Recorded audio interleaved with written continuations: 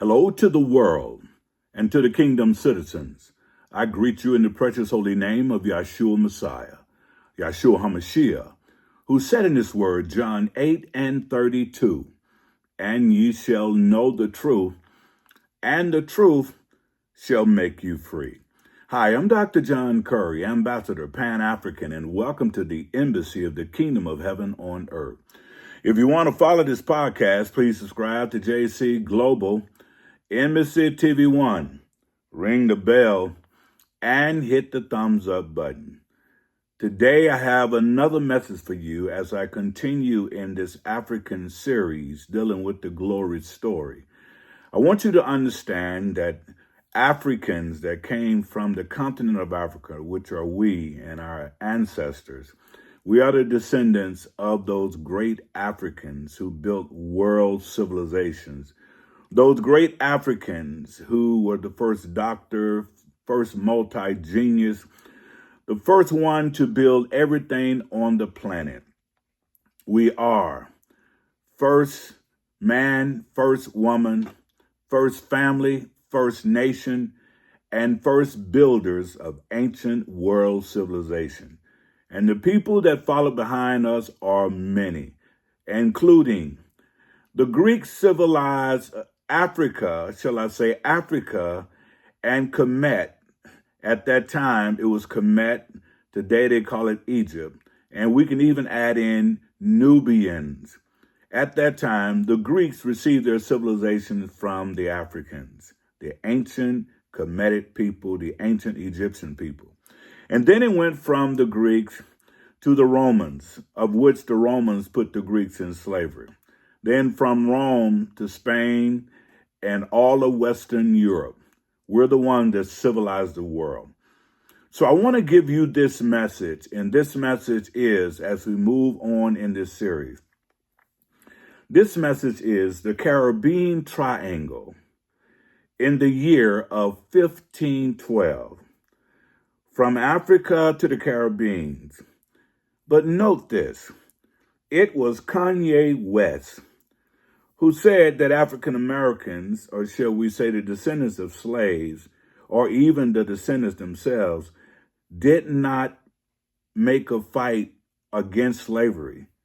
He went on to say slavery was a choice because we did not fight back. I want you to think about that for a moment. He said, Kanye West said, that slavery was a choice because we did not fight back. That screams that he don't have a clue about his history. So we're going to get into it right now, and I hope that you can be able to benefit from what this podcast is going to bring to you, and I hope that you can amplify it to let people know that, yes, we did fight back. So if we go back many, many years later from what had taken place in 1512, we'll see that Africans had already went around the world, some would say some 10, 20, 30 times before Europeans came out of caves. It is called the Caribbean Triangle. That means that the ship left from Africa, and the ship that they were on, our ancestors was on, that ship was called Jesus. Jesus in Spanish means Jesus. It was 1512 that we had already went around the world several times.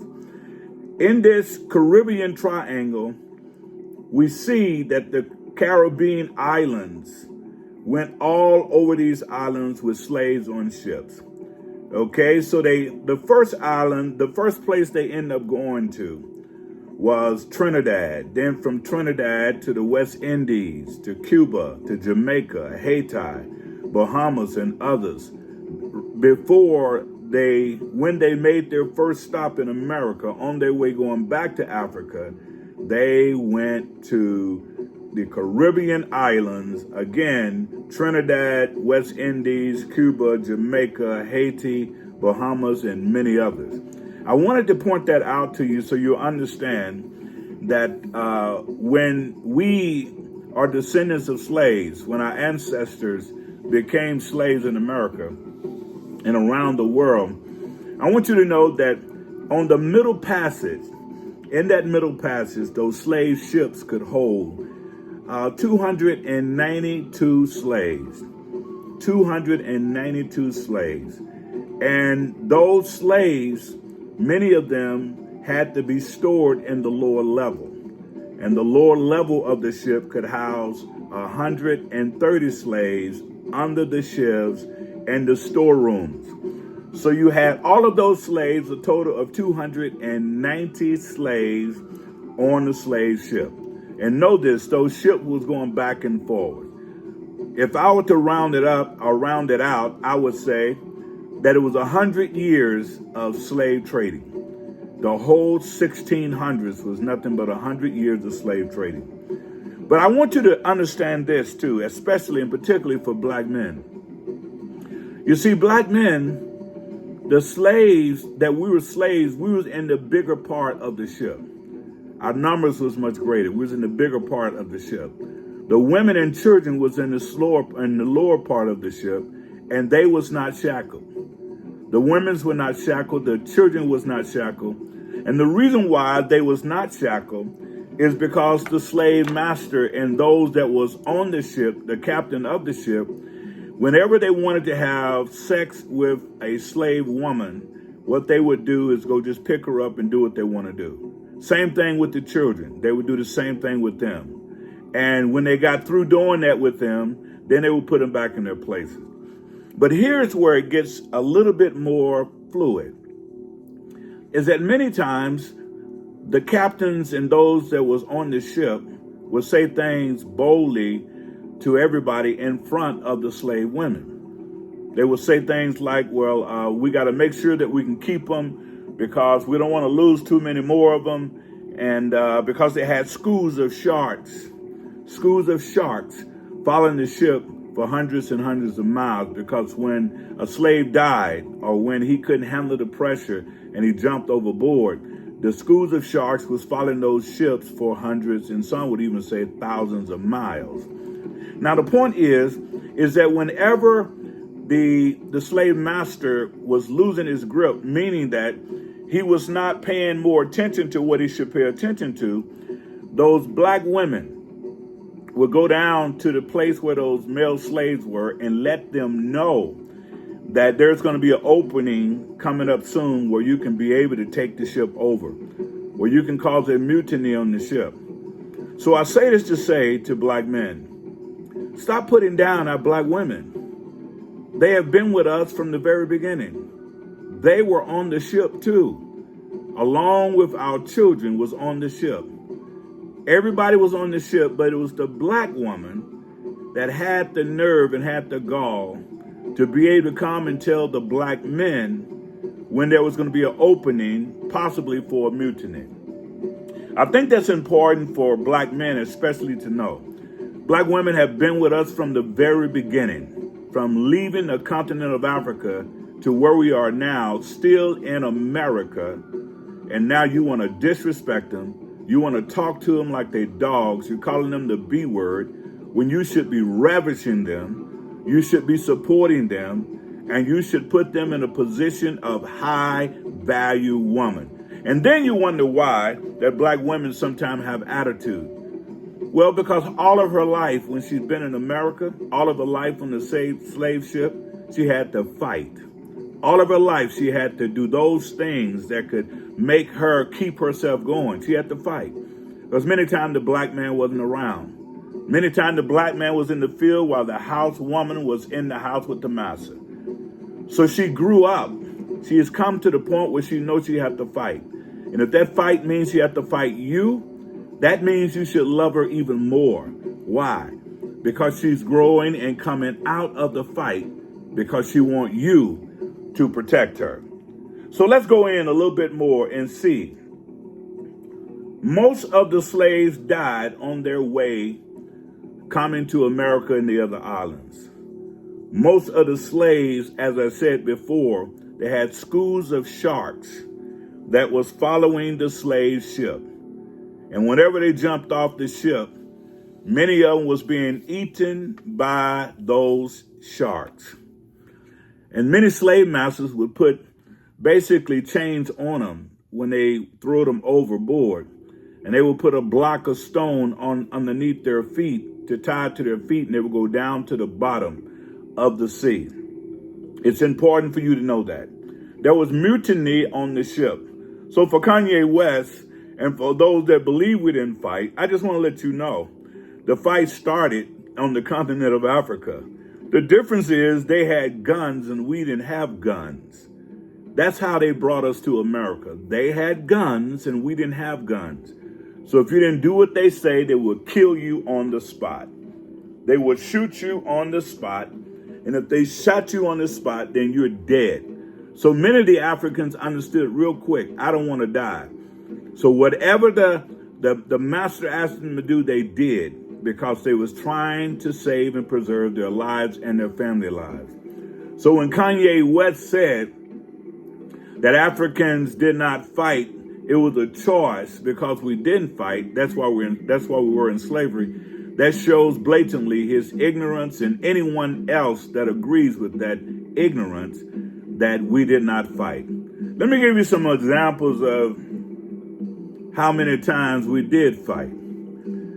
If you can remember, or maybe you're not aware of it, but it's called the Stono Rebellion. September 9th, 1739, in the colony of South Carolina. The Stono Rebellion, September 9th through 1739, in the colony of South Carolina. During that rebellion, 20 whites was killed. 25 blacks were killed. That's in the Stono Rebellion. I just want you to take a look at that. The Stono Rebellion. That's what they did at that time. Then we have Haiti becoming the first black-led republic in the world. Haiti becoming the first black-led republic, in the world. The Haitian Revolution started in 1791 through 1804. The Haitian Revolution was successful in insurrecting by self-liberation. No one had to come to help them. They did it on their own. And these slaves fought against France. They fought against colonialism. They fought against Spain, England. They fought against some of the largest powers during that time, during colonialism, led by Jane DeSantis. I know I just messed up the name, but it was led by him. I want you to know, during that rebellion, they won, and they're still winning. And this is why most nations around the world do not want to help Haiti, because Haiti defeated all of those groups as slaves. The Haitian Revolution was a successful insurrection by self-liberated slaves against French colonialism, Spain, England, and all of those European nations that came to fight, including America. They ended up defeating those nations, and to this day, they claim their freedom. And this is why not too many nations want to go over to help Haiti when they have hurricanes, earthquakes, and all of this, is because they want the minerals that are in Haiti, and they would prefer to see the country just go up than to go over and try to assist in any kind of way. Let's look at another rebellion by Nat Turner. Nat Turner Rebellion. And that happened August 21st. And when it happened in 1831. 51 whites were killed. So Kanye said that we didn't fight back. He said slavery was a choice for us, but we fought not only on the ship, in the water, and when we got to America, we was fighting, and let me tell you something, we are still fighting today. The struggle continues. Let's look at something else. And during all of that struggle, there was a lady by the name of Harriet Tubman, as saying, here's what she said. She said, I freed 1,000 slaves. I could have freed 1,000 more if only they knew they were slaves. And I believe this is where we are today with some African Americans or some blacks. Some of them still think that they're free. They think they're free. And since they think they're free, they don't want to try to free themselves because they think everything's fine with me. But because everything is fine with you, you live in a nice house, you drive a nice car, you got a nice job, you done went to school, got your degrees. But if it's just you and not your people doing the same thing, then you're not free. You're just a person that made the first one to do this, the first one to do that. And I don't know about you, but I'm sick and tired of hearing the first. And the reason why it's important for us to know, because none of us have made it until all of us have made it. And that means we make it as a group. So Harriet Tubman said these words, and I thought it was profound. She said, I freed 1,000 slaves. I could have freed 1,000 more if they only knew they were slaves. Are you around people right now that think they're better than you? That think that, no, I'm not a slave, I'm doing good. And they live their lives like it's all okay. But they don't look in the community and see people that are struggling, people that are down, people that don't have jobs, people that are just thrown to the curb. They don't look at the fact that we have gangbangers killing each other. And not only them, but black males killing each other. And you wonder how that happened. That happened because there are certain groups that bring guns to your neighborhood. They create fights with other gangbangers. They cause all of this commotion. Then they step back, and when they get home, they watch television on Channel 5, Channel 6, or whatever news station, and they see what they're doing is acting out. They see it works. There was a Klan member that said to me, he said, we don't have to kill black folks because they're doing it themselves. We don't have to kill black people, they're doing it themselves. All we have to do is provide them with guns and weapons, and they'll do it for us. So you see, our issue is us. Our issue is waking up to who we are as a people. And that's why I open up with the African glory story. We are a civilized people. We are a great people. We are a people that civilize the world. But yet, we're still activating post-traumatic slave syndrome, which means that some of us still see ourselves as slaves. Some of us still moving in the operation of, I'm too black, I got to get back. I'm not brown, so they don't want me around. I'm not white, so I'm not all right. So we're still moving in colorism, measuring ourselves by ourselves with colorism, when all we really have to do is come together, unite and be one, and show the world who we really are. We are a powerful people. So I want you to know that. The other thing that I want you to know when they have a strong black leader on the plantation, if there's a strong black leader on the plantation, and if this black leader is speaking up and he's talking back and he's saying this and saying that, always know that in every great movement, they're going to always have another young man or young woman or black person to be around you. They like to infiltrate someone that they know they got. It's basically called a person that's going to come back and share everything you're doing. That's what happened with Martin Luther King. That's what happened with Malcolm X. That's what happened with Marcus Mosier Garvey. That's what happened with all of the leaders that was trying to bring black people together. They always put them with someone else. They go and find someone that can intervene, come in, and get all the intel on what the movement is about. And then when they find that out, they come to kill. Now, why is this important for you to know? Well, the same is true on the plantation. When the master needed to whoop a slave, he didn't whoop him. The master wanted another slave to whoop the slave.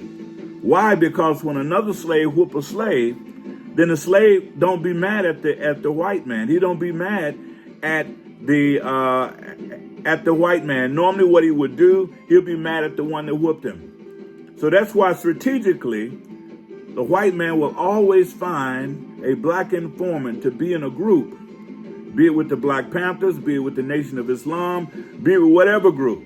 He's going to have to find someone that can infiltrate their group and report back out to him. Well, this is the same thing was happening with slaves. So if they had a powerful black leader on the plantation, it would normally be another slave that will go and tell the master, here's what's going on. Master, sir, they're talking about running away. Master, sir, they're going to do this. Well, when are they going to do it? Well, they probably do it tomorrow. If not tomorrow, maybe before the end of the week. There was always someone reporting out. So to Kanye West, who says that the black slaves didn't fight back because slavery was a choice, we decided to be slaves. Again, it shows his, outstanding ignorance. But he's not the only one. There are some today that still feel the same way. So I want you to know this here. The process of homosexuality didn't start with black folks in slavery. The process of homosexuality started with white slave masters in slavery. So what they would do if they had a very strong buck, a buck that could think and he can do some things and everybody would listen to him. What they would do, they would take that buck, take that black male, the strong one, the one that's got a voice and love to speak and trying to help his people. They would take that black male and bring all of his family around, his whole family around. Then they would have someone to beat him. They would have another slave to beat him in front of his family, in front of his mother, his father, or whomever that represent the family. Beat him real bad. Then after they beat him real bad, then they would have sex with him. He would be butt naked and they would have sex with him. It's called breaking the buck. Breaking the buck. So they would do all of those things and have him to hold on to something. He would be on his back or he would either be on the ground and they would rape him, breaking the buck in order to keep the slaves in control. They would break the buck in order to keep the slaves in control. Because if a slave is not understanding what's going on and he's always trying to get other slaves to rebel, then they would break the buck. In order to break the buck, they didn't have to, but they penetrated his anus. And they did it over and over again in order to break the buck. Now, he still may be strong, but they made him walk around with his pants sagging. And those that are in the prison would walk around with their pants sagging. So whenever the master wanted to do what he wanted to do with this slave, all he had to do is call him over because his pants is already halfway down. That's called breaking the buck. Okay, this started during slavery. In some places, it's still going on now, even in some prisons, breaking the buck. And when they do that, the buck now has a more feminine personality, more passive, and he lives his life as a victim because he knows if he keep doing what he's doing, he's going to be basically having sex with all of the masters that come to visit that particular plantation. Now, this is some sick and twisted stuff, but this stuff been going on for centuries. If they can't kill you, they'll find someone that can break the buck. Okay? So I want you to understand, when people talk about, especially Kanye West, when he's saying that we didn't fight, that means that he don't have a clue of his history. He don't have a clue of what was going on back then. And anyone else that make those crazy type of statements don't realize that the Europeans was in control of the slaves, the ship, the plantation, and everything. School, you name it, they was in control. So now, as black people, we have to get in control of ourselves, making sure that we are united as a people and speaking up for ourselves and helping ourselves to be the best self we can possibly be. And all we have to do is to remember, we are the first man on the planet, the first woman on the planet, the first family on the planet, the first nations on the planet. And knowing that, We are the first builders of ancient world civilization. We should not get to a point where we quit on ourselves. We must come together and be united in one love. Black Nation building time. God bless you. I trust you can receive it. And I trust you'll be around to get more as we begin to continue to go through this series. God bless. Until next time.